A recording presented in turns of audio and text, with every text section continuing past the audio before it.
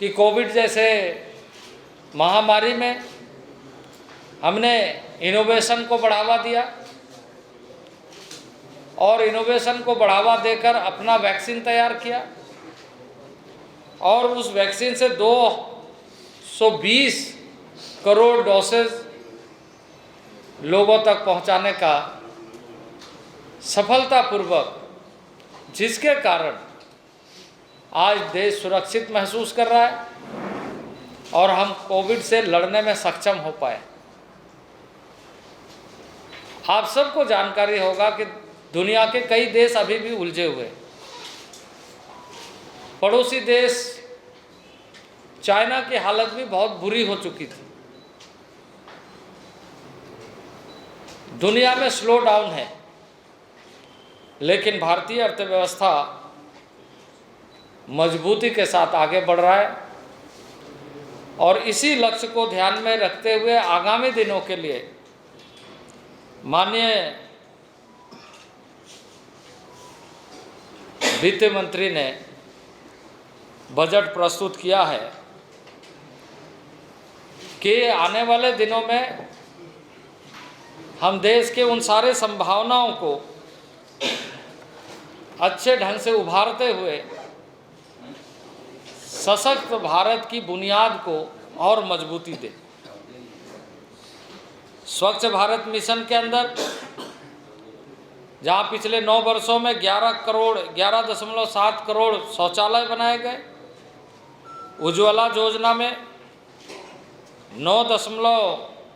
9.6 crore LPG connection दिए गए, 47.8 करोड़ जनधन खाताएं खोली गई।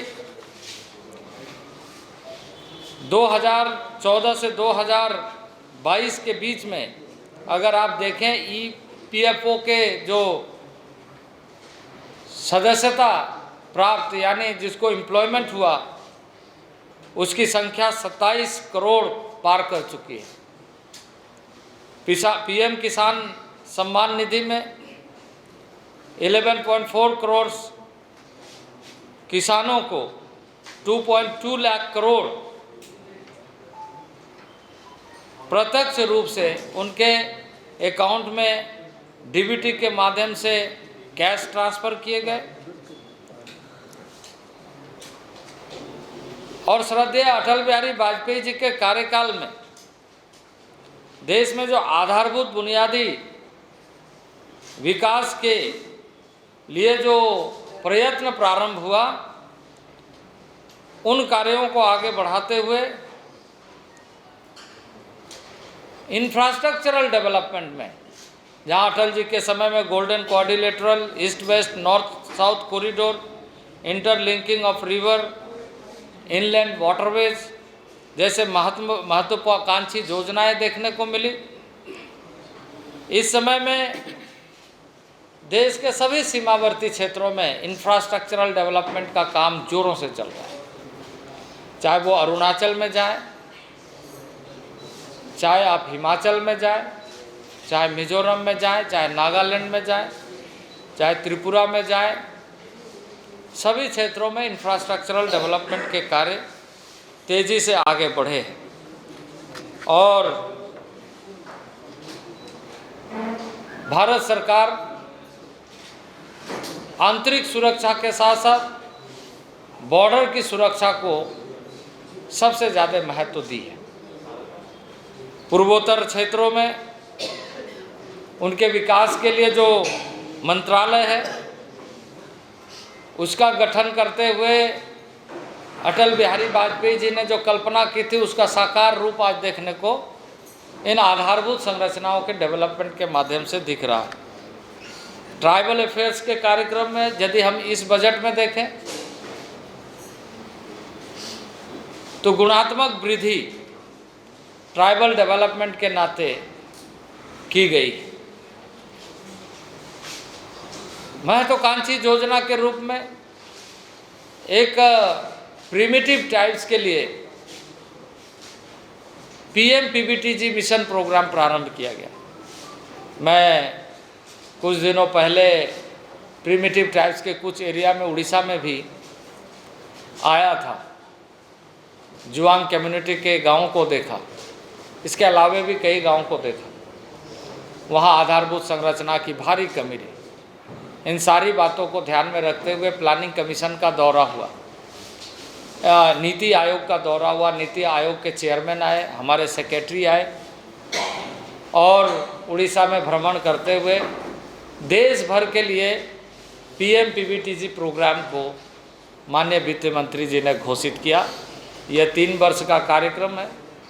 इस कार्यक्रम के माध्यम से PBTG के जितने भी ऐसे जो अन्य क्षेत्रों में विकास के कार्य हुए हैं, उन सारे कार्यों को वहाँ तक पहुँचाना है।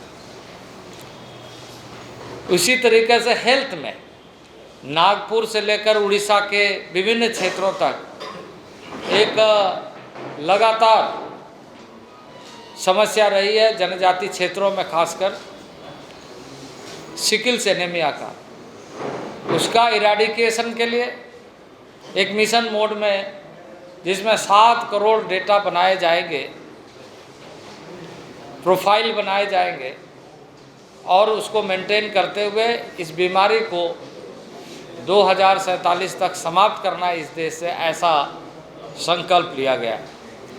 आपको ट्राइबल अफेयर्स के मामले में बता दें कि जो हम Eklavya model school, Eklavya model residential school, जिसमें उड़ीसा को हमने 90 से अधिक विद्यालय दिया है, उसमें अब शिक्षक नियुक्ति के लिए 38,800 टीचर रिक्रूटमेंट के लिए माननीय वित्त मंत्री ने इस बजट में घोषणा किया।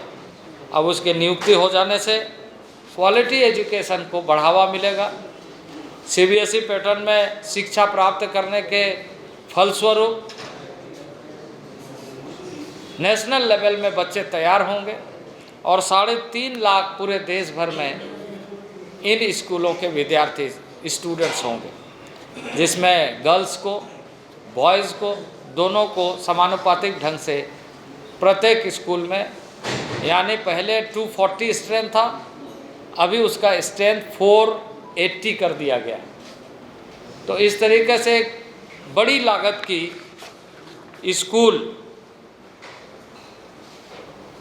देश भर में क्वालिटी एजुकेशन के लिए बनाई जा रही। आपको मैं बताना चाहता हूँ कि इसके पहले माननीय प्रधानमंत्री जी ने एस्पिरेशनल डिस्ट्रिक्ट घोषित किया था। अब वो डिस्ट्रिक्ट यूनिट था गवर्नेंस का। अब 500 एस्पिरेशनल ब्लॉक को हमने आइडेंटिफाई किया है, जिसको माननीय वित्त मंत्री जी ने अपने बजट भाषण में उद्धृत करते हुए बताते हुए कहा है कि वहाँ पर safe housing, clean drinking water, education, health, nutrition, sustainable livelihood program जैसे मूलभूत आवश्यकता के चीज़ों को उपलब्ध कराया जाएगा, पूरा कराया जाएगा। तो इस तरीके से भारत सरकार एक मिशन मोड में कार्यक्रम चला रही। मैंने आपको उल्लेख किया कि फाइनेंस मिनिस्टर ने अपने घोषणा में भारत सरकार के पूरे प्रगति के बारे में खाका खींचते हुए इंडिया एट 100 का उन्होंने एक नारा दिया कि हम 100 साल पूरा करते समय कैसा देखना चाहते हैं, और उसमें हमें सभी वर्गों को लेकर बजट में हमने इसीलिए विशेष तौर से किसानों का, farmers, youth, OBC, SC and STs को विशेष तौर से प्राथमिकता दी गई है कि हमारा जो बजट का जो मूल अवधारणा है उसमें ह्यूमन कैपिटल को हम ज़्यादा से ज़्यादा कैसे आगे बढ़ा सकें, और ये सभी वर्गों में, सभी क्षेत्रों में, सभी इलाके में, सभी राज्यों में ये बहुत बड़ी पोटेंशियल है। और इसी तरीके से किसानों के बारे में हमने बात किया। इसी तरीके से ओबीसी के बारे में बात किया, इसी तरीके से एससी एसटी के बारे में हमने बात किया। ये बात सही है कि दुनिया में इस समय जहाँ कोविड के वजह से स्लो डाउन है, वैसे स्थिति में भारत एक ब्राइट स्टार के रूप में सामने आ रहा है। और जो हमारा करंट ईयर का जो एस्टिमेटेड बजट है, उस बजट के अनुसार और जो हमारा लक्ष्य है उसके अनुसार जो हमने जीडीपी में जो एक टारगेट रखा है, और पिछले वर्षों में भी जो हमने देखा कई तुलनात्मक तरीके से, जो बाकी देशों के बारे में यदि हम देखें, चाहे वो जो भी जापान हो, कनाडा हो, यूएस हो, फ्रांस हो, यूरोपियन यूनियन हो, या और भी कई कंट्री है जिसका ग्रोथ रेट अगर हम आईएमएफ के डेटा को देखें तो उसके डेटा के अनुसार कोई 1.8, कोई 1.5, कोई 1.4 इस लेवल पे रहा, लेकिन हमारा ग्रोथ रेट की संभावना आईएमएफ ने भी कहा है कि 7% होना चाहिए। तो हमारी इकोनॉमिक जो मैनेजमेंट है, इकोनॉमी के जो मैनेजमेंट है, अर्थव्यवस्था का जो प्रबंधन है, बहुत उत्तम कोटि का है।